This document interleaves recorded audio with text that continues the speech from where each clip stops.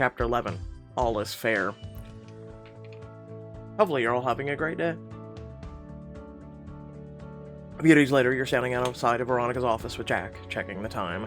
This is strange. It's not like Veronica to run late. I hope she's alright. She's been late to a meeting 3 times since I've worked here. Maybe we should send out a search party. No need, dears. So sorry to keep you. Veronica practically floats over to the pair of you, holding a carrier full of coffee. A new cafe opened up across from my apartment, and I thought you'd both appreciate a little caffeine. Thank you. This is a welcome surprise. Oh, but now that I've kept you from your work, why don't you two, come back after lunch? Take a relaxed start today. You watch as she enters her office, holding up a phone to read a text, giggling before closing the door. Well, either you murdered the real Veronica so her perky doppelganger could take over, or she's still glowing from her date with Drew. Sounds like the CEO chair belongs to me now. You know, you're probably right. You have this in the bag. You tilt your head at Jack's lack of witty retort, biting your lip. Well, good. Can't wait to get in and decorate. Maybe paint a bright pink feature wall. Yeah, that'll really bring out the room. Jack, you're way too calm. Explain yourself. Come on, you care too much about the job to just lie down and accept defeat. Well, I've had a good run. Everyone has to admit when they've met their match, though. Sure. You're just trying to lull me into a false sense of security. No. I think I'm kind of a person who knows to face the music when they hear it. Are you okay? Are you running a fever? Did the doppelganger come for you instead? You stare at him, remembering how you overheard him on the phone the other day, until you finally see a familiar glint of mischief beginning to shine through. I don't know. I might have a plan, but even if I did, I don't think a rookie like you is going to figure it out. That's what I thought. You couldn't fool me with the act. What makes you think I won't solve this too? Alright, you want to know so bad? Come with me to the next step and see if you can figure it out. Challenge accepted. You're so gonna regret this. At this rate, probably. You eagerly follow Jack outside the office, up 2 subway stops, until you arrive at a colorful flower shop. Petals of every shape and size are packed against every inch of the wall. Jack, what a surprise! I was about to call you. It's good to see you too, Ma. Your mouth hangs open as Jack embraces his mother. She turns her radiant smile over to you and squeezes both of your hands. Luna, I take it. Diana. Jack's description of you doesn't do you justice. I can see why he'd risk a secret work tryst now. Okay, the emphasis was on secret, Ma. Well, I would hope she knows. Jack's mother gives you a wink while Jack runs a nervous hand through his hair, not quite able to meet your eyes. So, Jack. Embarrassment looks real cute on you. Who's embarrassed? I'm fine. It's just an oven in here. You sure? The thermostat says 65, you know, because we're in a flower shop. It's cruel and unusual punishment. Jack takes a deep breath and turns to his mother. You got that rush order I asked you for? I most certainly do not. You want to throw another bouquet onto my plate just as wedding season is starting? You're making this one yourself, kiddo. But relax, I set the flowers for you on your workstation. It'll take no time at all, plus you have help. She turns to you and smiles wide. Alright, I got the message. I'll stay out of your hair. As a pair of customers walks in, Jack guides you behind the counter and into the workstation. Colorful blooms of every variety surround you. Well, your mom is certainly a force of nature. I didn't think I got so clever. I gotta work hard to get into trouble with a mom like her. I heard that! You both share a grin and look around with the flowers. I don't even know where to start. A theme helps. Say you're making a bouquet for a client to give to a match. What would you want the bouquet to say? We got bright and colorful, rustic and wild, soft and romantic. Soft and romantic. The bouquet should communicate a tender feeling without being too cheesy. Sweet, but earnest. Look at you. You're starting to sound like a real pro now. Only now, the real pro has to be toe-to-toe with you this far. Goodness, are you making a bouquet or a bush? You've got way too many leaves in there. Before you know it, she has already stepped in and started snipping down the bouquet you assembled, making it more beautiful with every cut. I can see where Jack gets his high standards. Yes, well, he certainly didn't get them from his father. Jack mentioned the divorce a while ago. I'm sorry you had to go through that. Messes happen, such is life. We take the sweet with the bitter. Well, it's a good outlook. She finishes snipping together the bouquet and lofts a brow up at Jack. Must really like this one if you're telling her about the divorce. It's not my fault she knows how to get a man to reveal his secrets. She's crafty. Speaking of secrets, let's hear an awesome mom story, Jack. After the divorce, Mom got real close with a single mom who moved in a block away. Remember the best friend I told you about? The hopeless romantic? That was his mom? Yeah, Mom and Danny tag team parented. I ate dinner at Danny's, and my friend stayed at our place when she had to work nights. Real good deal. And then Danny's abusive husband came crawling back, pulling his old garbage. God, just thinking of them it gives me a headache. He came knocking at our door one night while Danny was working. Came to pick up his son, but my friend wasn't going anywhere with him. When he started to yell, Mom just told him, "You have no family here," and called the cops on him. Remind me never to be on your mom's bad side. Contrary to popular belief, it's really not that hard. Well, if those are your deepest family secrets, color me endeared and a little underwhelmed. By the way, that happens on both choices, just FYI. You want all the good secrets, you should check the flower shop's attic for Jack's secret hideaway.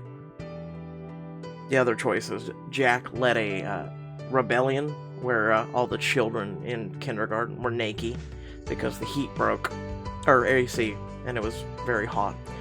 Oh, that sounds enticing. It's where I go as a kid while I waited for Mom to close shop. I got up to all sorts of mischief up there. Even though he stopped using it, I don't have the heart to change it.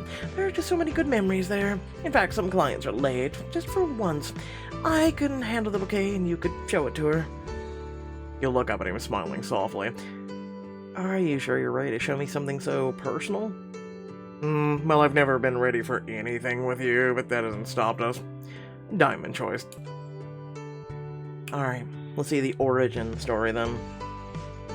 Trust me, it doesn't end in getting bit by a spider or dropped in a vat of acid.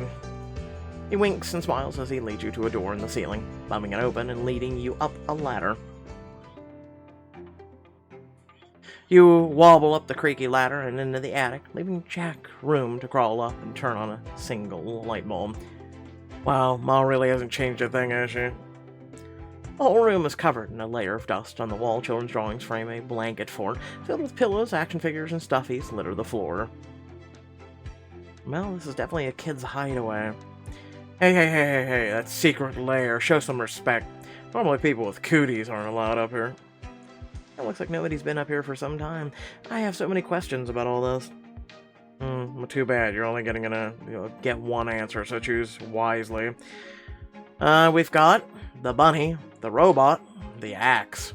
I'm gonna go with the robot. Robotics club, high school. Those were the good times. This little guy helped me get away with everything. What do you mean? Smuggling cheat sheets to tests between classes, passing notes between friends under the pretense of lab work. I am so not surprised, but at least you were clever enough to build this.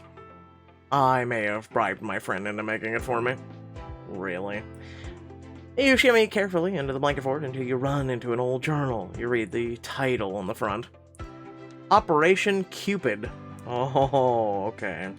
Well, let's see what a devious mind a young Jack Monroe has. Crap, is that here?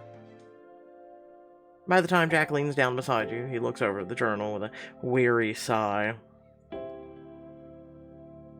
Sorry, I should have asked first.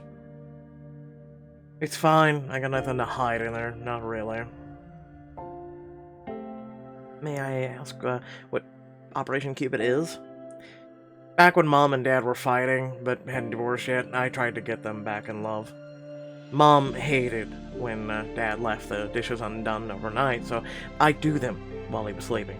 signing a romantic little note next to them. Oh my god. Yeah, Mom wasn't thrilled when she figured it out. The dishes were just the start of it. I tried making my own bouquets, leaving chocolates for her. It's so heavy for a kid to take on. You do realize you had nothing to do with your parents' divorce, right? I mean, I do now. But back then, it felt like arguing about me was the start of all their fights. When you're just a kid, it's easier to think it's my fault than my parents are complicated people. Yeah, tell me about it. It sounds like your dad wasn't showing up either. Your mom or you. Not at all. But I don't think they were getting a divorce was really what did it for me. It was the bargaining. What do you mean? When my parents started fighting, I told myself I can fix this. When they got divorced, I thought, okay, I can still have a relationship with them, just separate. And when my dad kept not showing up for me, I stopped thinking they broke up because of each other. I started thinking they broke up because of me. Your dad didn't deserve you. Anyone would have been lucky to have you as a kid. Tell that to my mother. See how she reacts. As Jack tries to laugh off the joke, you narrow your eyes at him and he sighs. My mom's great, and I wouldn't have gotten this far without her. And if my dad's such a piece of trash, I'm glad he's not in my life. But you always wish, you know? Yeah, you do. You close the journal and set it aside, then tug Jack closer. I have one more question. Well, I'd say I'm an open book, but you just closed it. Ha! You sigh and bat a hand against his shoulder. Why are you telling me all this? I'm glad, don't get me wrong, you're just so not normally this open. Yeah, I know. Being open isn't my thing, but something changed. When I saw how your dad looked at Veronica the other day at the bowling alley, I realized a couple of things. First off, that you've brought some serious heat to the competition, then I need to step it up. Thank you, I'm really trying. And second, how much it reminded me of the moment of the gambit. The way you lit up when I bought you, ice cream. Remember, thinking that all I want to do is make you smile like that. He turns to you reaching for your cheek with his hand and pulling you close. The way your dad looked at Veronica, I get it. I look at you like that. Sometimes I think you do it too. It's addicting to make you happy. I can't stop myself. But I think about how I've been keeping you at arm's length, trying not to let you in, worrying that you'll move on like everyone else has. His arms tighten around you, as if to confirm that you haven't disappeared. Oh, Jack.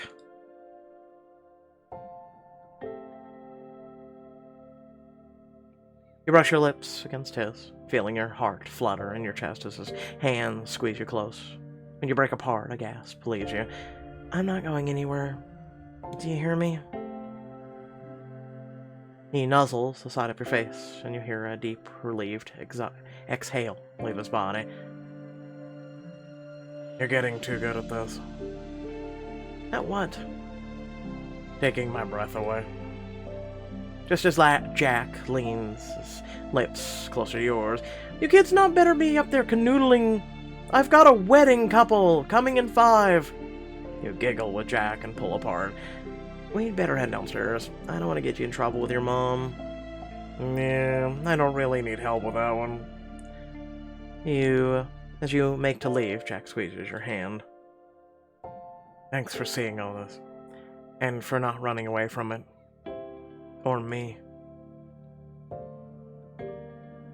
I'm here to stay, Jack. Jack kisses your cheek, then helps you down the ladder. She shows off the finished bouquet to you both before you head back to the office. I have to say, this is actually one of the best books where they've let a male character kind of shine. You know, where they're not a piece of work, and they actually have emotions and whatnot. So I'm kind of impressed, you know. Kind of makes me feel. Anyway, you return to Veronica's office after lunch to reconvene. A glowing smile is on her face. Luna, Jack, I hope you've both free tomorrow night. I have a fundraiser to attend, and the four of us are going. Who's our fourth? Your father, of course. You two get to test your CEO skills on investors, and I get to see how Drew fits in with my usual crowd. It's a public event, so we can attend as dates. I'll bring him as a friend, under the guise of introducing him to investors for the bar. He saw how I was able to adapt to his world. Now I can see how he adapts to mine. Besides, I know the bar has seen better days. This way, he can court investors. It's foolproof. Memories flash in your mind of your father's blue-collar upbringing. You imagine people in fancy dresses gossiping as your dad folds a napkin into his shirt. Veronica? Well, I mean, she's right. He has to adapt just like she has to adapt to him, right? We appreciate the help with the bar. I know the bar isn't the main reason you're doing this, but it means everything to my dad. I understand, and believe me, I'd like to be of some help. Those investors work with restaurants all the time. Trust me, we both appreciate this. Alon. Are you sure about this, Veronica? Aren't you worried about Richard showing up? Please, Richard has always hated these events. Hell will freeze over before he comes to this fundraiser. Oh, Jack, could you stay a moment longer? I had a few things I wanted to discuss. Okay, I'll just text my dad the news and get back to work. You rush over to the stockyard after work, find your dad behind the bar. Benji sits in front of your dad, whining as he pockets a bag of treats. Roof. Sorry, bud. I'm cutting you off. That's 5 old treats today. Your dad reaches over to scratch Benji's ears and looks up at you as you burst inside. Dad, did you get my text? You have to go to the charity fundraiser tomorrow night. He pulls his phone out of his pocket, reads the message you sent earlier, and then nods. Sounds good. I'm free tomorrow night. Donnie's got the night shift. You are way too calm about this. Why shouldn't I be calm? I get to eat a fancy dinner, hang out with Veronica, talk to some folks, it'll be easy. Veronica's introducing you to stupidly rich people to talk about the bar. It's like a 5-fork fancy event. A 5-fork... what? Not many. Not great. I'll never run out. Dad! You groan, grabbing his arm with both hands and dragging him from behind the bar. I know how to fix this. Oh no. Listen, your dad doesn't really... Listen, let's be honest, okay? You've done things so... you've screwed things up left and right so far. I don't think you really know how to fix it. Whoa there. Warn a guy about a clothing avalanche in advance next time. I'm giving you a makeover, and then I'm giving you a high society etiquette lesson, so you rock it at the fundraiser. Oh, I don't know, Junebug. Don't you trust me to show Veronica a good time? You turn around and face your dad, taking the mountain of formal clothes out of his hands so you can meet his eyes. Dad, Veronica needs you to see that you're willing, that you can meet her halfway like she did with you at the bowling alley. It's my job to help you study, so you can schmooze up the bouge investors, and with that, and starts with the right look. And it all ends with you winning over the deep pockets. Let me help, okay? Alright. I want to be my best for Veronica, and for the bar, I'll try on these looks, but no promises. You wait eagerly beside the dressing room stalls when your dad emerges. You grin wide. That looks fine. Looks casual, yet comfortable. Oh yeah, between etiquette lesson and this, you'll have this not date in a bag. Get your dad this outfit, Diamond choice. Trust me, you need this. You're right. Fair's fair. Veronica met me at my level, so I should be ready to meet her at hers. He admires himself in the suit before catching you glance and pretending to fix his cuffs. You weren't serious about 5 forks, were you? Let's head to the stockyard and find out. I'm calling in some backup. Let me guess, Jack. Back in the stockyard, you find a place setting out for your dad to practice on. Backup has arrived with extra forks, even. Oh, for the love of God. This is a restaurant. We have plenty. You can never be too prepared, right? Well, I mean, there is your main course fork, your salad fork. I don't know. Listen, clearly I'm not going to eat with Beyonce anytime soon, okay? Alright, before we get to table settings, let's start with conversation. And that's what you're going to live and die by. Good thing I don't need help. Your pops has always been a smooth talker. See, Benji knows. I talk his ear off all day long. You scoop Benji in your arms. You're no longer as easy a task as when he was a tiny puppy. Okay, prove it. In the scenario, Benji is Veronica. Veronica's better looking, but you're both cute. Yeah, this is serious focus. Alright, how do you... say you know Veronica. You came to the stockyard, that works, right? A woman like Veronica set foot in an establishment like the stockyard? Why? Oh, come on, Drew. That's what I thought. Remember, it's a public event that you can't reveal that you're dating. Veronica noticed her matchmakers using the stockyard for client dates and wanted to see what the secret was. She brought me here as a favor to introduce me to the restaurateur investors of the city. Gosh, that is perfect. I don't know what I'd do without you.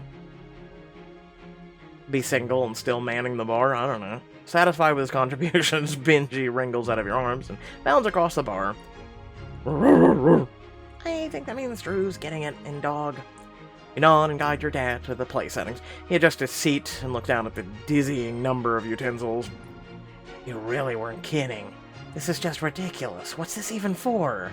He picks up the fork on the outside of the right-hand utensils. It's tiny with delicate tines.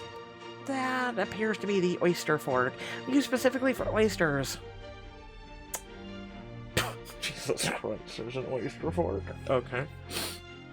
What a waste of a fork. You're telling me people don't just slurp them down like we do on the docks?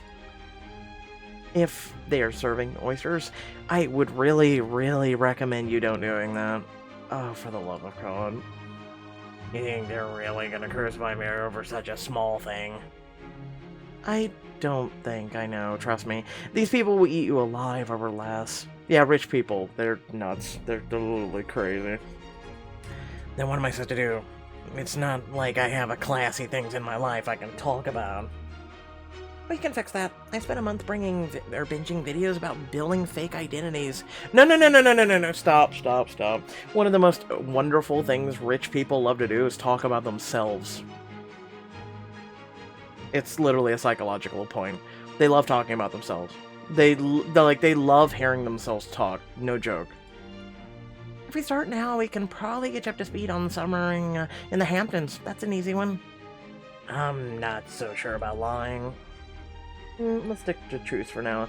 We'll just stretch them some. Dad, you should, smile and ask them questions. People come to these events to give to charity, but mostly to feel good about themselves. And nothing feels better than talking about yourself. Told you. It's like everyone else who sits at the bar. Perfect. If you keep asking questions about them, they'll forget that they even tried to dig out of you. How do you figure all this out? Psychology, literally. I've been at Tusco's for a while. I don't exactly get clients in our tax bracket. You pick up this kind of stuff. And Maggie's been great at getting me up to speed on these things. I know I'm biased, but honestly, I think we're the best team Tusco has ever had. Well, I'm grateful for all the help. Without it, hell, I probably wouldn't have a shot with Veronica at all. You like her that much? I think he would have a shot. But, yeah. Drew sighs, looking down and rubbing his hands. You give Maggie a look, and she gives you the pair some space.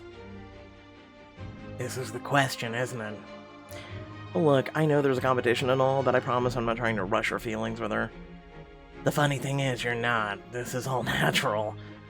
He lets out a laugh, shaking his head. I just hope she feels the same way. I hope I'm not learning about oyster forks for someone who doesn't really care. Honestly, it's nice to see you happy. This is the most I've seen you talk about a woman ever since Mom. It even surprises me sometimes. I just start feeling nice. That kind of nice and makes your chest ache a little and gives you tingles. Oh, Dad. You check the time and rise to your feet. Okay, I've kept you from the bar long enough, but now you're ready for the charity benefit. Your dad gets up and smooths down the suit jacket, doing a little turn for you. How do I look? Look like I could summer in the Hamptons? You could summer in the Hamptons and the winter in the tropics. Here's the event address for tomorrow night. Make sure to show up on time because I'll be heading over straight from work. And Dad? Yeah. Good luck.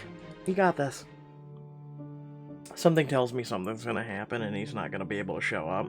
And then we're going to have to see about improvising. Just something tells me.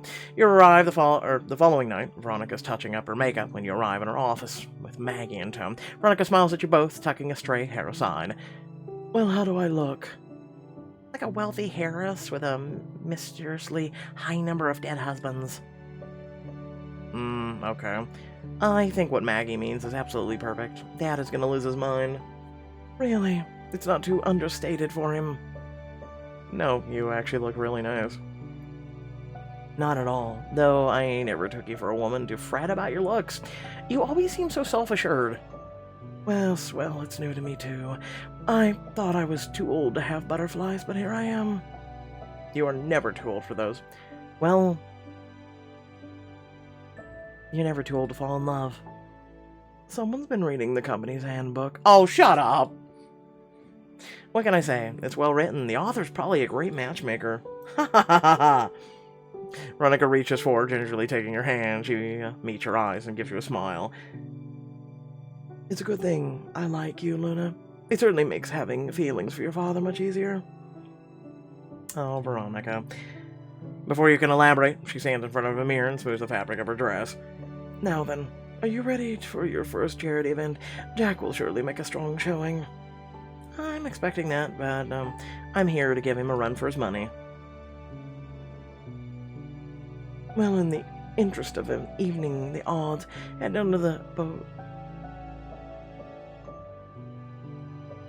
I brain farted there for a minute. I just banquet bouquet. My brain just. Okay, you ever get that moment? Yeah, I just had that moment. Boutique downstairs. These charity events are about a glamour as much as fundraising. I think you'll find something suitably refined. As Veronica leaves, Maggie stares at you with wide-eyed grin. Veronica handpicked something for you to wear? Oh my god, Luna! Is that a normal thing for the boss to offer someone? Nothing about the situation is normal, but if her approval also comes with a stunning wardrobe, we don't say no. Dragging you out of the office, Maggie takes you straight to the boutique. As you enter the boutique, the clerk gestures you over and pulls out a beautiful, elegant cocktail dress fit for a charity ball and a boardroom alike. It's wonderful. Diamond choice. Dress up for the most important date of your life is what this is called. Let us take a look. It's not too bad.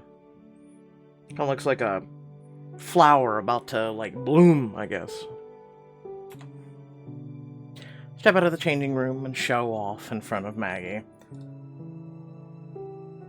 Okay, not to be melodramatic, but you are killing it. No, really, an old person could see you and get a heart attack. You're so pretty. Thanks, Maggie.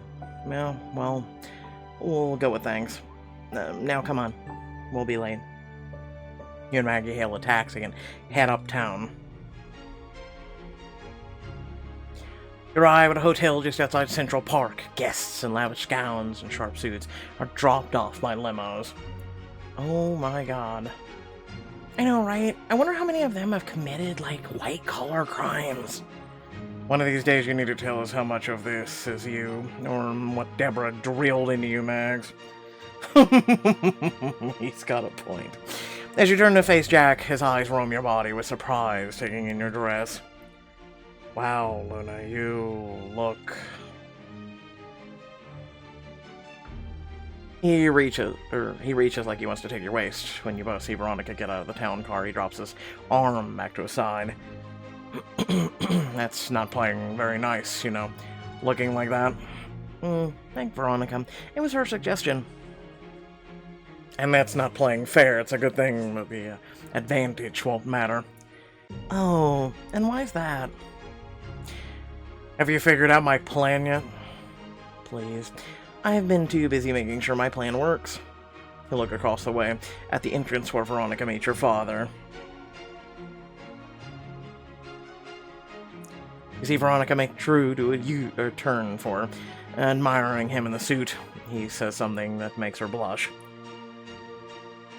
Your old man really pulled out of the stops, didn't he? He did. He wants us bad. He cares about her a lot. Since you haven't put forward a match yet, I just have to hope tonight goes well. Bold of you to assume I don't have a match. You have a match. You're bluffing. Am I? If you really had someone, wouldn't you have done something by now? Maybe I'm lulling you into a false sense of security.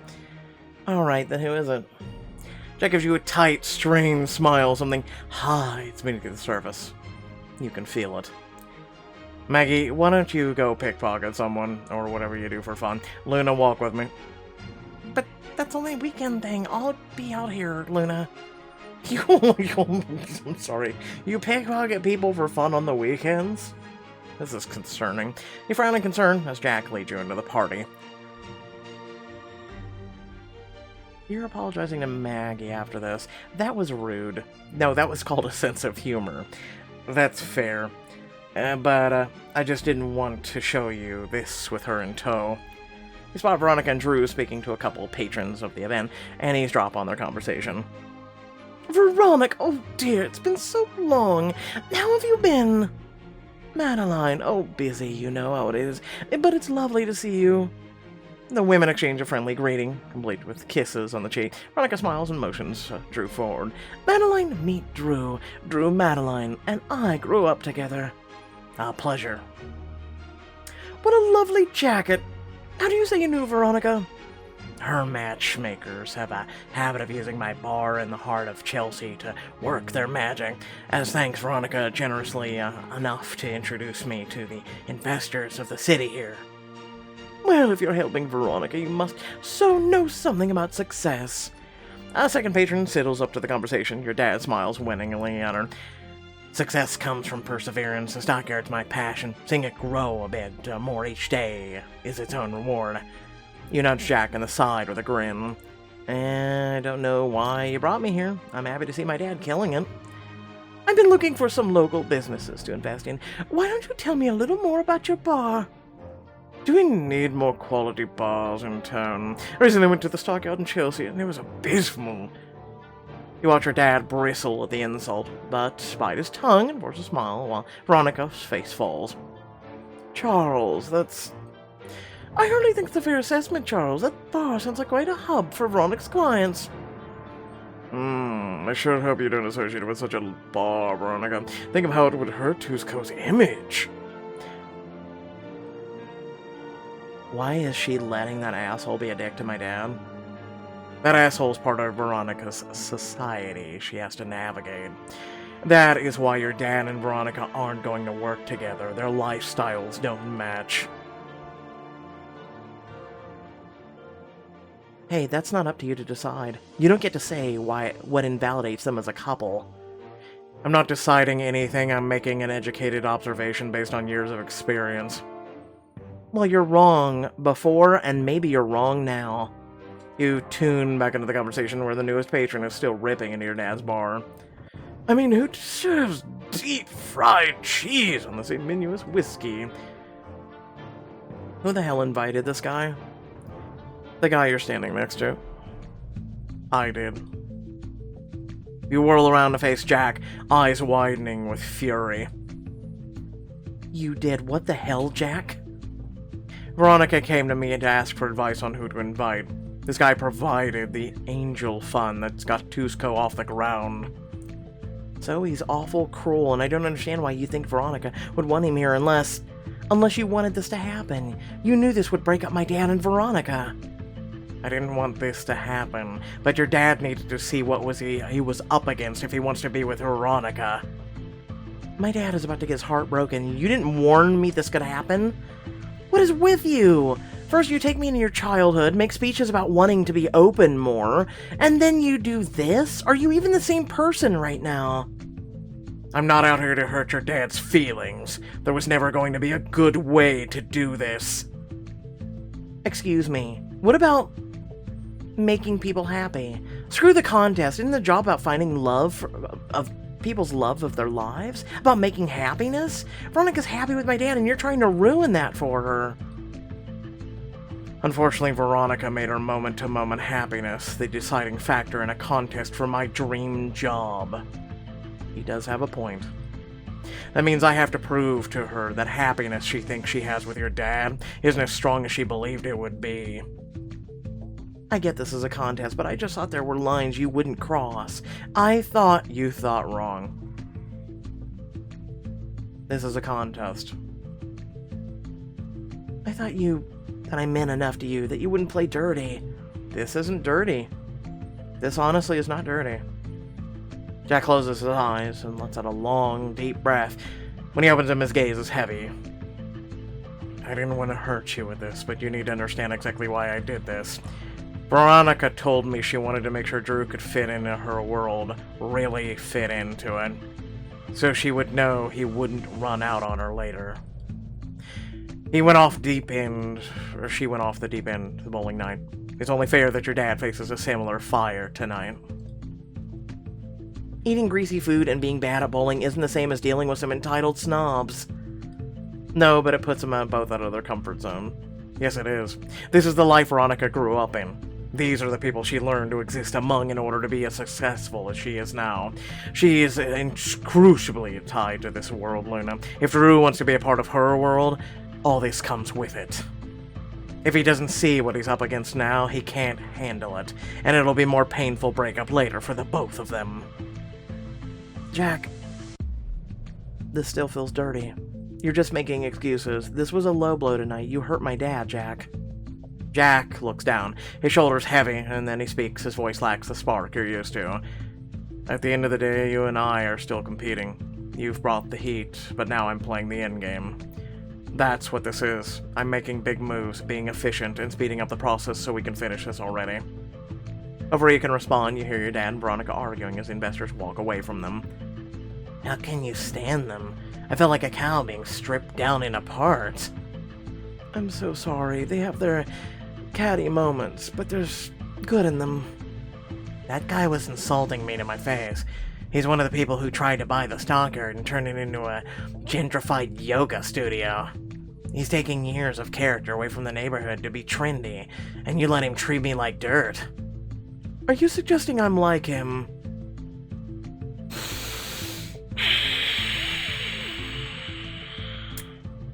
If the shoe fits. I didn't see you doing anything to show that you aren't. A familiar face walks up to the pair mid-argument, holding a very familiar... Oh, no.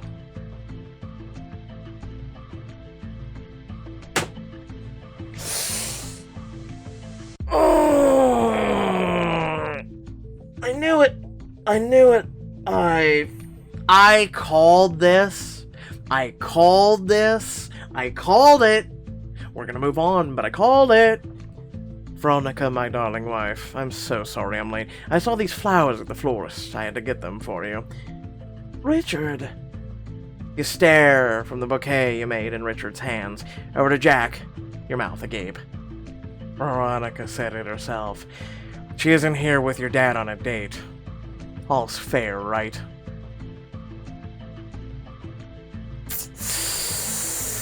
Ouch. How's Richard allowed to be a match? Yeah.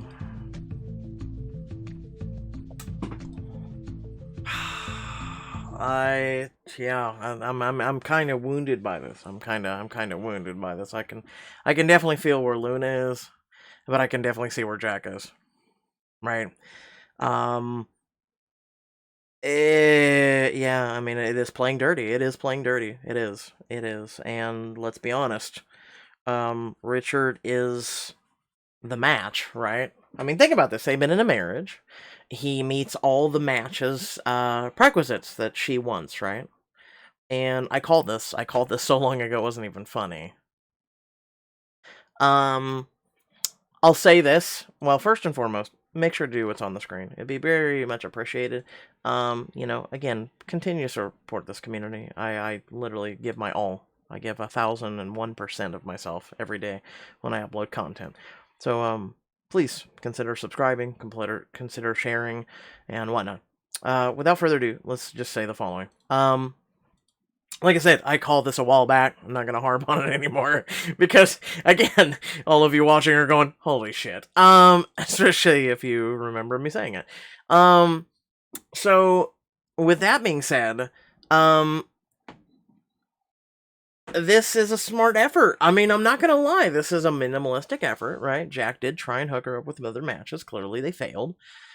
We helped him. We helped save his ass essentially with the one matchmaking, which was literally going to destroy Veronica and the company, right? So you would think after everything you've done that this is not the way Jack would go, but yet if you are at all the devil's advocate, you look on the other side and go, yeah, this is a way that was going to happen. And I I didn't see the Drew factor at the time, right?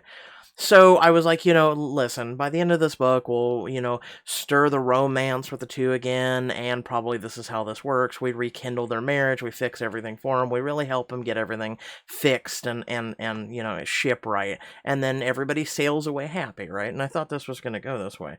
I'll put it this way. It is what it is. I look at Drew, and I have been there a million times. Not in a relationship standpoint, but from, and I hope you don't take offense to this, you as a viewer watching, but as a community standpoint, as a influencer, as a content creator. While other content creators were aiming to destroy this channel, destroy this community, and I made everybody aware of that, and while their community and while the little group around a certain someone that came in allegiance and they kind of worked together to try and tear me down years ago, they were actively working on things. And while I didn't want anyone to go after them, the easiest solution would have been, okay, let's stand as a family together, right? Because I'm nothing without you guys, it's kind of like a captain on a ship. If he has no crewmates, if he has no one doing the ship, then he's really not a captain, right? He's just a person on a boat. And so I feel how Drew feels, right? Having someone come to you and insult you, having someone come to you and put you down, having someone come and say a lot of things to you, and even destroy, essentially, just any and all hope that you have. So I definitely feel how Drew feels. And I definitely, you stand there as Drew and you wish people would have said something, defended you, done something. And it's very unprofessional, actually. Because also, if you think about it, that person also called into question a lot of her decisions and her associating Tuzco with the stockyard. So, if anything, they kind of slapped her across the face too. And she didn't even once defend her business decision, as well as professional sense decision, and nor did she defend. By doing so, would have helped Drew. By doing so, would have at least made some mark or something towards Drew, so at least he wouldn't have felt as heavily wounded as he feels right now. But sometimes this shit just happens, and you kind of build a little bit of resentment, a little bit of anger, a little bit of rage, things like that inside of you. And sometimes it can forge a sword out of it, trial by fire, as they say. So this is kind of like, seeing if it will forge him ahead. I was kind of hoping we might be able to get to chime in during the whole thing on Drew, maybe even help him, boost his confidence, be there as matchmakers, right? Be there as a support system that we were supposed to be, but we were too busy mouth agape to do anything, and we were busy attacking Jack because of what he was doing. So we failed our father just as much as everybody in that room failed Drew as well. So, yeah, but without further ado, let me know what you think down below. I love your beautiful faces, and I will catch you all in the next video. Peace out.